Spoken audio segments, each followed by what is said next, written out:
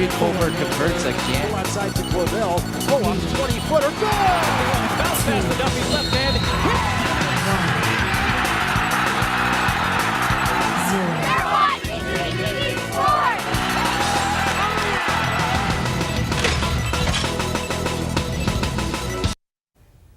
Good evening and welcome back from what we hope was a wonderful spring break. I'm Karlee Schwartzkopf. And I'm Olivia Landis, and we're here to catch you up on all of the sports you missed during spring break. And believe me, it was a lot. The Colorado State women's basketball team started off their Mountain West Vegas adventure with some luck, winning its first round game against San Jose State 65-60. The Rams, who entered the 2017 Mountain West Women's Basketball Tournament, were ranked a #1 seed, sealing their first game, although the win appeared to be a tough challenge for the Rams. There was never a doubt in senior stars Ellen Nystrom and Elle Gustafsson's minds that they would get the win. Welcome back to CTV Sports. I'm Olivia Landis, currently joined by Ellie and Ellen. Congrats on the win, guys. So, being the senior leaders coming into this tournament, how important was it for you guys to establish that leadership role in this first game? I mean, we've both been here before. I mean, we played them before, so I think it's important for us to show, how assertive and how aggressive you have to be to beat these teams, because everybody's coming in with the same mentality. No, I would say the same. We played them two times before, so we know what type of team they are, and they're really good. And as Ellen said in the media before, it doesn't matter if they're up 30 or down 30, they always go 100% all in. But we were prepared and we were focused, we stayed locked in, so we were just having fun. And you guys were both leading in scoring on the team. What was really going well for you tonight down in the paint? I think we wanted to take them to the post because that's been working really well for us. So I think that was the plan. Yeah, and then just because we have so good shooters, they can't really go double on us or really stay in the paint because then we can just pass out and then we'll just make the 3. So that's why that gave us more space in the pro and just work and try to be aggressive, get to the basket. How excited are you guys to play tomorrow, advancing in the round? Really, really excited. Yeah, we're so excited. Okay, so you guys looked like you were struggling a little bit with that zone and that half-court press. You want to talk a little bit about that? Well, I think playing San Jose, they're always so aggressive. So I think they kind of caught us a little bit on our heels, on our toes. So, they're a tough team to play because they're all super aggressive, super quick and fast. They have a lot of guards. So, yeah, we struggled a little bit with that. No, I would say the same. We tried to find our open spots, and once we got the ball, we just have to be strong with the ball and just have patience and not just throw the ball right away. But as Ellen said, they're a really good defensive team, and we stayed focused, so that helped us a little bit. But I agree with you. Also, your coach talked about how this game truly was, a picture perfect look at what a crazy tournament looks like. You come down, you have to make those clutch free throws, you're up by a little bit, you're close, it's tied. This also, you talked about in the press conference your sophomore season, how that just was not how you guys wanted that tournament to go. You're a really solid team. Do you think you're a little bit happy that you got this game kind of out of the way? You can throw it over your shoulder in terms of it was a little not as what you expected, or do you think, this is how the tournament is, this is how every game is going to go, just because it's a whole different animal than just conference play? Yeah, I think we have to come in with the mentality that this is how every team is going to play, and they're all going to be aggressive because it's, it's everything or they're out, everybody's out. So everybody's on the same level right now. So, yeah. Yeah, no, everything can happen in basketball, and I feel like Ellen and I, we have experienced, during these 4 years here in the tournament, we have experienced everything. So we were prepared, and this is a good way for the people on the team that are here for the first time to just realize that everyone that walks on that court, they're just gonna be super aggressive, and everyone just wants to win. Well, thanks, ladies, for joining us. Good luck in the rest of the tournament. This is all the updates we have for you now, but we will have more for you next week. The win over San Jose advanced the Rams to the semifinals, where they faced the Boise State Broncos. The game came down to a dramatic fourth quarter where both teams combined for 49 points, with the Rams holding down the lead 60-57 with 2 minutes and 9 seconds to play. Both teams shot well to start the semifinals, as the Rams shot 40% with their senior duo of Gustafsson and Nystrom. The Rams studs couldn't match the Broncos' three-point game, who was led offensively by Riley Lufer, who scored 11 of her 17 points in the last 3 minutes of the game. As CSU head coach Ryan Williams stated, winning this tournament as a 1 seed is not an easy thing to do. Trust me on that. I think you saw 2 talented teams out there, and you saw kids on both sides that didn't want to lose. They just made a few more than us tonight. Although the Rams Mountain West tournament play ended short, the Colorado State team was invited to play in the postseason NIT tournament. The first round of the tournament was played in Fort Collins, Colorado on March 26, where the Rams rallied from a 10-point deficit with 6 minutes and 43 seconds to go in the fourth quarter to force an overtime and defeat the St. Mary Gales, 80-68. The win marked the program's first postseason win since 2003. Less than a week later, the Rams played in their second and final round of the postseason NIT tournament against UC Davis Aggies on Sunday, March 19th in Fort Collins, Colorado. The 1-point heartbreaker loss for the Rams officially closes the Colorado State women's 2016-17 season, losing to UC Davis 59-57. With Sunday's result, Colorado State finishes the season with a 25-9 record and a 15-3 Mountain West record. The Rams close a historic 2016-17 season that included an unprecedented fourth consecutive Mountain West regular season title, something no other women's or men's basketball team has ever accomplished in conference history. The Colorado State men's basketball team had one of its best runs in the Mountain West tournament since 2003, and it made this memorable advance just 2 weeks ago. The Rams started out hot in the second round of the tournament with Mountain West Player of the Year Jean Clavel leading the number 2 team past the number 10 Air Force Falcons with 30 points. Here's what sophomore Prentice Nixon and redshirt freshman Nico Caravaggio had to say about that win. Talk a little bit about the win and what do you think it really was that helped get you guys on that lead, especially in the second half? I think, Gian helps a lot, making crazy shots, fading out of bounds, things that Gian does. But I think the biggest part of the defense, on the defense end, we locked in. I think for 40 minutes we played, our game and not, feeding the Air Force. You seem to be one of the players on the team that's known for making a lot of those clutch shots. How do you handle that kind of pressure? I just jump up and shoot it. I credit Gian because when I got here, he kicked my butt the first couple of weeks, and I just had to learn how to, take pressure and just take adversity and just deal with it. And I think, now it's showing, after I played a year, he taught me a lot. So I credit Gian. So being one of the best defensive teams in the Mountain West, do you think that kind of rolls over and helps offensively, giving that pressure to the other team? I think it helps. I think it keeps them, it puts them on their heels a lot. They don't want to make certain passes. They don't want to, do certain things just because we're so good defensively. So I think it helps a lot. Especially against teams like Air Force, they run a lot of different things. So I think it helps. Cool. And what are you excited most to play in the semifinals? I don't know. I just want to win. I just want to win and win 2 games to go to the state tournament. That's the biggest goal. Okay, so you had 10 points and 9 rebounds today, just shy of a double-double. Last time you played this good was probably against Boulder. How does it make you feel to really step up with this, intense of a tournament? It obviously makes me feel good. I'm trying to get to the tournament for E&G. They're our seniors. We have the chance to do it, I think. With the 1 rebound, AB took 2 of my rebounds. At the end, I kind of got a little mad at him, but it's all good. You played really good tonight, and sometimes there's a lot of pressure since you are, one of the biggest guys on the team. Do you feel sometimes that you have a ton of pressure to finish down low on every single play?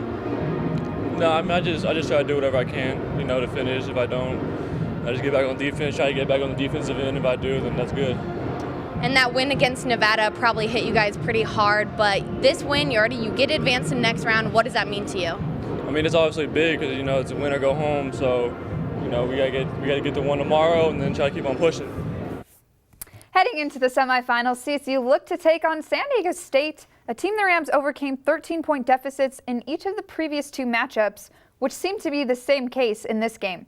Once again, the Rams had to dig themselves out of a 13-point hole to beat the Aztecs 71-63, moving CSU onto the championship game against the Mountain West regular season champ, Nevada.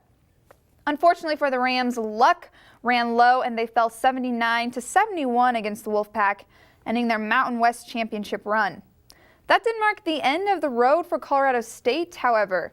After receiving a 4 seed into the National Invitation Tournament, CSU faced and took down the College of Charleston last week in Moby Arena to advance to the second round of the NIT.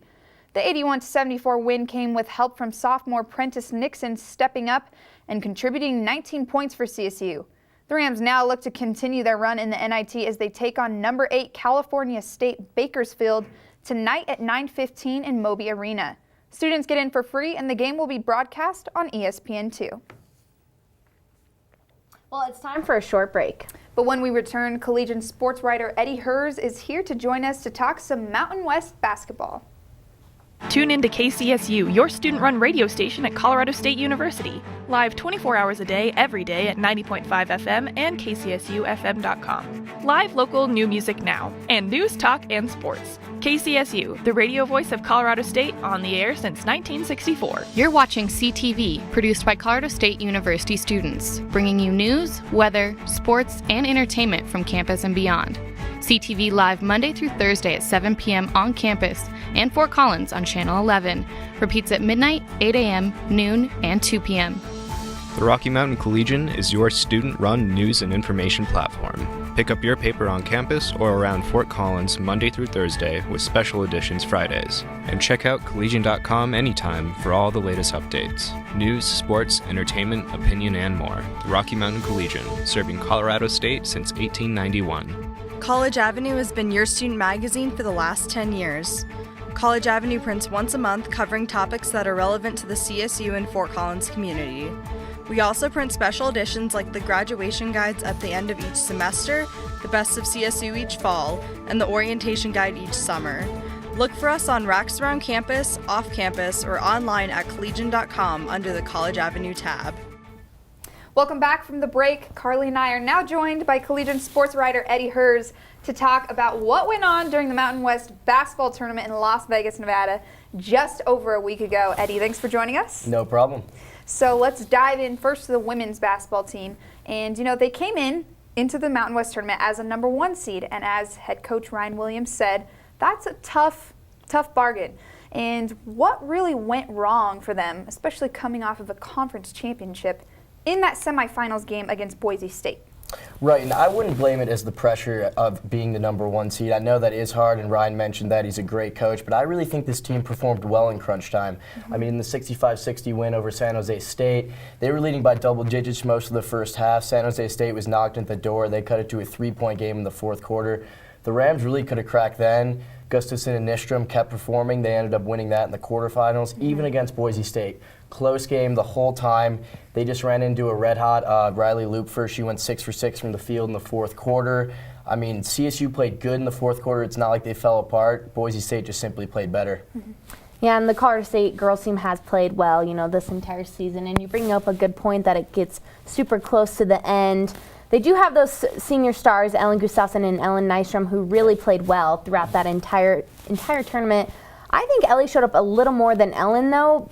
Their game was a little bit off, especially in that last game against Boise State. I completely agree. They both had double-doubles in each game. They each had 2 double-doubles, to clarify. But, yeah, I mean, Gustafson shot 53% from the field, went 17 for 32 in the whole tournament. That's just lights out. Yeah, I mean, she had 26 points in the first game, had 12 boards in each game. Nystrom lit it up on the stat sheet a little bit. She had 17 and 10 the first game, but she really was not as efficient from the floor. They both have to be happy with their individual performances, but I would say Gustafson was definitely more of an effective woman. And really, you have to give credit to Boise State, especially Riley Lupfer, who really was hot that entire game. They really just outshot CSU, and Coach Ryan Williams said that in the post-game press conference. Both of these teams really wanted it, and neither of them wanted to lose, and Boise State went on to win the Mountain West Championship. So it just really goes to show that Boise State kind of came in maybe a little bit more hungry and just snagged that win. They just barely outplayed them. It's kind of a sad loss. And it was Boise State's second time beating CSU this year, so they simply just may have had the Rams' number. And it's unfortunate for Gustafson and Nystrom in their senior seasons to not be able to bring back a second consecutive Mountain West championship, but that just may be how it is this year. Yeah, and those 2 seniors, you know, showed a lot of people what it's like to really play some good, solid basketball. All of us in that post-game press conference were pretty emotional listening to their stories of not only their friendship, but what they've taken away from basketball as a whole. So, you know, overall that tournament for them was a really growing experience for them and a growing experience for all CSU fans. Definitely. Well, let's dive a little bit into the men's basketball team for that Mountain West tournament. You know, the Magnificent Seven, kind of a fairy tale season that they've had so far. It's still not over. But looking at the Mountain West tournament, they came in. It was really an easy game for them against that number 10 seed Air Force. But let's take a look at San Diego State, a team that they had swept the series, haven't swept the series since, I believe, 2002 or 2003. And they were kind of predicted to lose against the San Diego State team, which was the number 1 defensive team in the conference. Yes, and I think in that San Diego State game, the Rams exemplified the same theme they've been able to exemplify the whole year, and that's battling back and always finding a way to win. I mean, the Rams were down 15-2 early. This is a San Diego State team that had lost to the Rams twice by 1 point each, so you know they were hungry for that win. The Rams were able to battle back. I mean, Nixon had 16, Clavel chipped in 21, and Mogbo had his best game of the tournament with 16 points, 11 boards. I mean, once again, with their backs against the wall and seemingly no answers, the Rams come through and earn a victory. Yeah, and that San Diego State team is not an easy team to beat, and they beat them 3 times. I think, at least for me personally, that is when I realized how talented this Colorado State team is, that they can come in the Mountain West Championship and beat San Diego State again. At that point, for me, there was no doubt in my mind they would possibly win the championship. It was, you know, that Nevada game was super heartbreaking.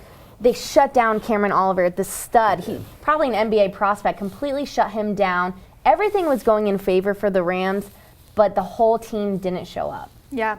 I mean, you look at two of the stars. Gian Clavel had 30 points again against, you know, Nevada, which is huge. It's such a tough team. And then, like you said, shutting down Cameron Oliver. And even Marcus Marshall wasn't, I mean, he did have 20 points, but he was predicted to score a lot more. So Gian Clavel was really the star and held that team in that Nevada game.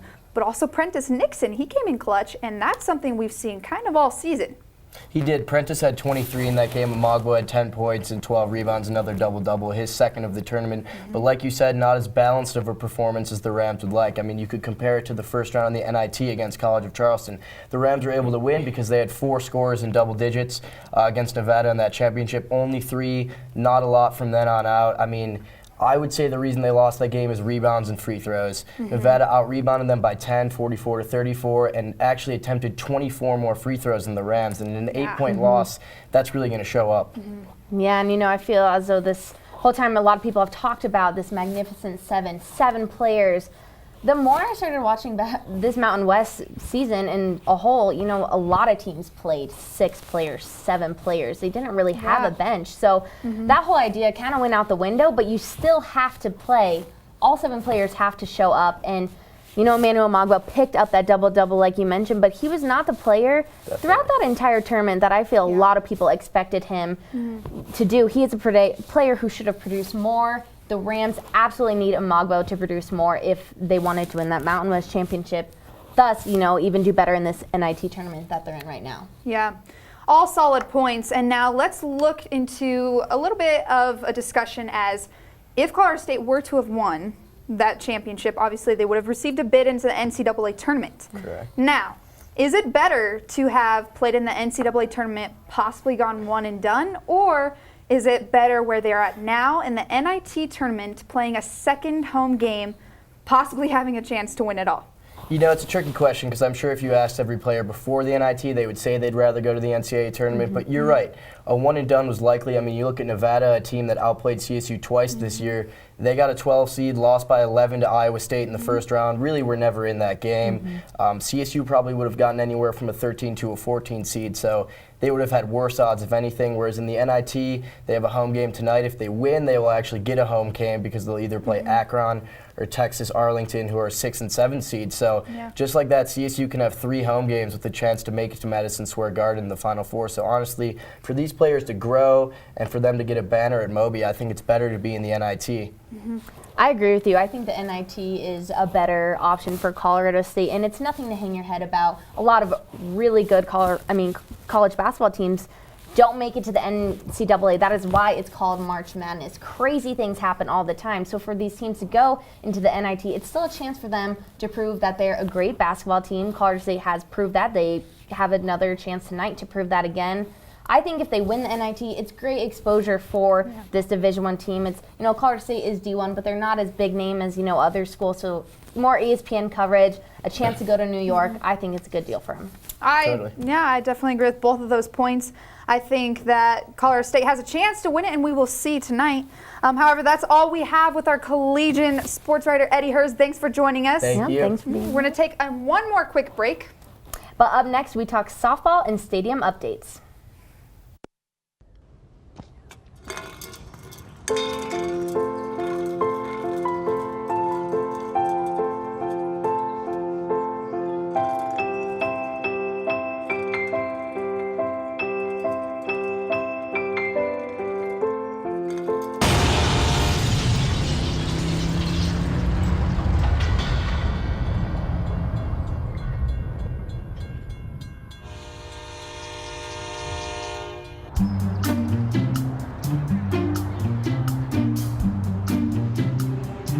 Don't worry, 74 people were picked before me in the NFL draft.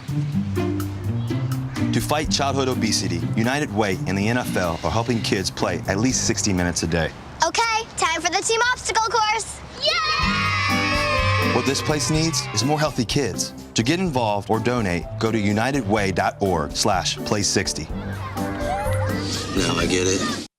The Colorado State women's softball team split a pair of Mountain West opening games at Boise State on Friday. The Rams, who entered the weekend 13-8 and 1-1 in the Mountain West, avenged a 10-3 loss in the first game of the day to beat Boise State by a 9-4 score in the second half of the doubleheader.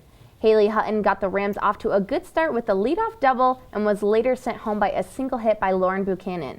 CSU rebounded after the loss in the first game of the series, scoring 6 runs over the final 2 innings to beat Boise State 9-4.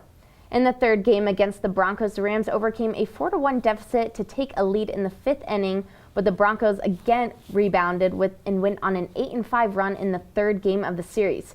Coming right back at the bottom of the inning, Boise State took advantage of the 5 fielding errors the Rams produced and scored 4 runs, taking the lead 8-5 and the title of the tournament. The Rams season is still young, and you can catch the women's softball team back in action at Ram Field this Friday for a 3-game series against San Diego State. Well, the on-campus stadium has made some immense progress since the last time we checked in. Athletic Director Joe Parker and head football coach Mike Bobo took to the new on-campus stadium to show off some of the advancements of the biggest updates fans have been able to see. Some of the biggest updates the fans have been able to see are the locker room and the field house itself. The structure is officially up and sound, with the coaches' offices up and installed. The field finally has some shape, and all of the stadium seats are nearly in place. The glass windows on the outside are up, and all of the stairs have been set. Hopefully this excites some fans for spring football, because that's coming in the next few weeks. Well, that wraps up this week's CTV Sports Show. Be sure to check out our coverage of tonight's men's basketball game and follow up on our Twitter accounts and our YouTube page for more updates. Have a great night.